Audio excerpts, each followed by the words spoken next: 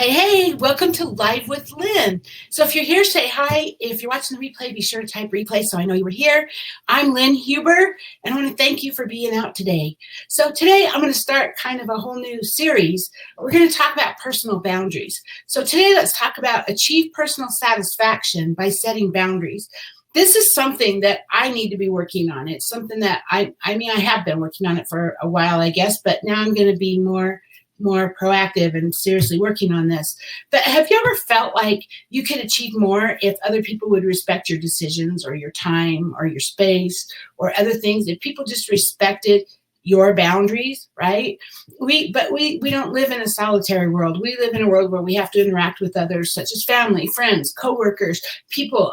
Every day we interact with people, and sometimes they cross our boundaries, and our personal satisfaction could be so much better. We could achieve higher satisfaction if we had boundaries in place that others didn't cross. I mean, it's just huge, the difference it can make in our lives. And I bet most of us have never really even thought about boundaries, especially in different areas of our lives, right? But if we had personal boundaries and we were comfortable with them and we had set them, we'd be free from the guilt and burdens that are often associated with other people want what they want and they need from us. So let's talk about why too few people have or respect boundaries. So when you think of boundaries, for everyone that's different. Everyone has a different idea of what boundaries are. Your boundaries might be different than my boundaries.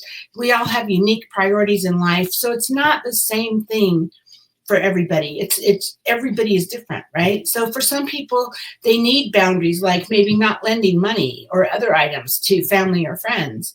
Some people might need boundaries for emotions or discussions, or such as not letting someone steamroll you in an argument, right? Or call you names or belittle you or something like that. The boundaries can also be space. So it can be like not having someone getting too close to you or forcibly hugging you or kissing you or groping you. I mean, we're all aware of those kinds of things. But it doesn't even have to be like sexual harassment. That is definitely a boundary problem. But it could also be just somebody who hugs too much when you don't want to, because they're in your space. So people have different ways of dealing with those people when they overstep their wishes, right? But it's not always healthy.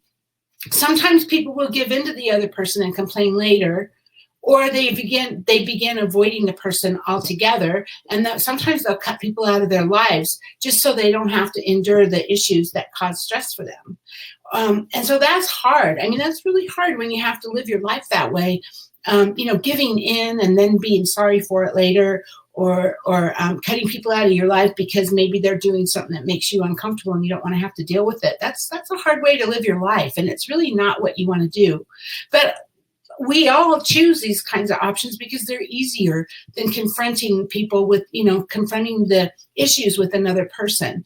So it's easier to avoid someone or let them get away with things than it is to step up and put a stop to it, right? So, sometimes we know, it's important to know too, and I think we all know this, but setting boundaries sometimes will result in you having to dole out consequences. So when the other person oversteps their boundaries, if you have boundaries, you have to do something about it, right? Because if you have boundaries and you never enforce them, then it's a waste of time. So it doesn't do any good to have boundaries unless you're going to enforce them and you're going to live by them and honor your boundaries. So let me tell you a little story about what happened to me yesterday. It's not a big deal, but it's just something that kind of got me thinking about boundaries more and me being more aware of them. Richard and I raise money for the breast cancer for the American Cancer Society, and we do it by doing vendor events in the mall. And so we let other vendors donate to the American Cancer Society $50 in return for having a table at our event in the mall. Different vendors, Tupperware, Mary Kay, Scentsy, people that make their own soaps, all different kinds of things. And yesterday I had a vendor that showed up. She showed up late, first off. Mostly what I do is I have these tables set up, and when people get there, I let them choose their own table from what's available. So the later you get there, obviously the less choice you have, but she showed up late, so she didn't have a lot of choice of her space. But then she wanted to, and I give them a table. I tell them your space is an 8-foot table. It's very clearly laid out in the agreement they sign, everything. And she told me she needed more space and she wanted to set up her area in a U, like a booth rather than a table. And I said, I'm sorry, we can't do that. There's not enough room. And she goes, yes, there is. There's plenty of room. And I said, well, no, there might be this time, but all the other vendors paid for a $50 table, and so did you, and you knew that coming into it. And she says, no. She says, no, you told me you would provide a table. You didn't tell me I couldn't bring my own. It was like, oh my gosh. Everything I said, this lady just bucked me on it, And I finally said, I just finally said, I'm sorry. No, you got the table. That's what you got. And even though she wanted to argue with me, and I left it at that. And so I did. I held my own. But then I was feeling bad about it, later. As all throughout the event, I felt bad because I really do try to accommodate vendors. But I guess what helped me a little bit, what helped me get there, was I'd already had some vendors that pulled some shenanigans earlier. So I was already not in a great mood when she started.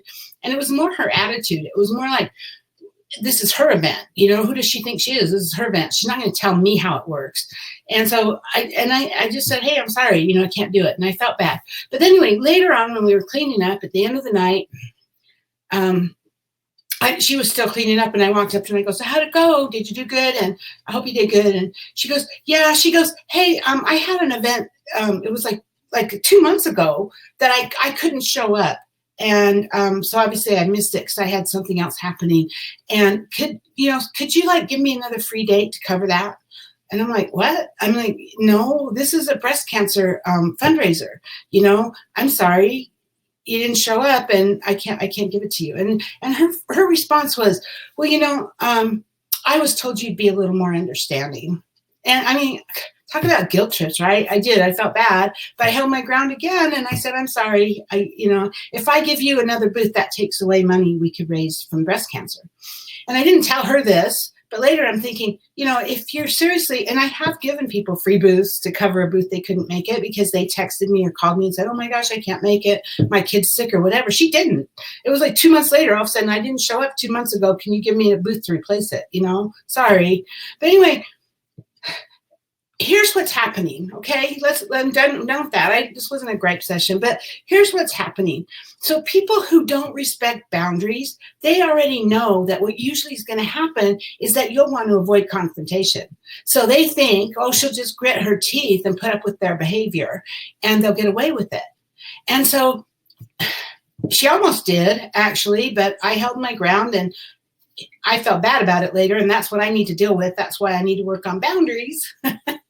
But she almost got away with it, and I bet she does with a lot of people, which is really sad, huh? But anyway, what you want to do is you want to make sure that you're the type of person who confidently sets and maintains your boundaries in spite of the people who tend to disrespect them. Not just with you, but with everyone. I'm sure she does that with everyone, not just with me. So once they know that you're not going to cave in and give to their ill will, then you're going to have the upper hand in dealing with them and getting to experience the kind of life that you want to have. When I finally told her, no, you can't have it. You can't have a free event. Her response was, well, I probably wouldn't make money anyway. This is a terrible event. And I'm like, whatever. This is her deal, right? This is her deal, not mine. But so you might be scared that if you set boundaries, you're going to be putting your entire relationship at risk. And the truth is you might be. Depending on how severe the violation is and how formidable the consequences are, right? And then this lady, she's just a lady. She's not really in my life. She's not important. It's not like she's an important person in my life. So maybe that one wasn't so bad. But sometimes you might have to deal with those boundaries with someone in your family or a really close friend. And that's hard, right? Sometimes you just have to know that sometimes it might be putting your relationship at risk. But you know what? That's okay. It's sad, but it's okay. What you need to understand is that in order for you to achieve the ultimate personal satisfaction, you have to be willing to draw that red line and make sure that people respect your wishes. You are important, and you and your wishes are just as important as theirs. That's the most important thing. You are just as important as they are, and your wishes are just as important with theirs. And that mindset of giving into others and being quiet about it, it probably comes from your childhood. We are all taught as kids to respect others and deal with things quietly on our own and not rock the boat, right?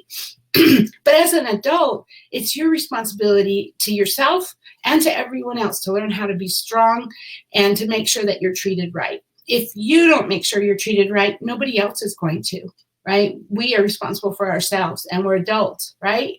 So yeah, this is something I've been working on lately.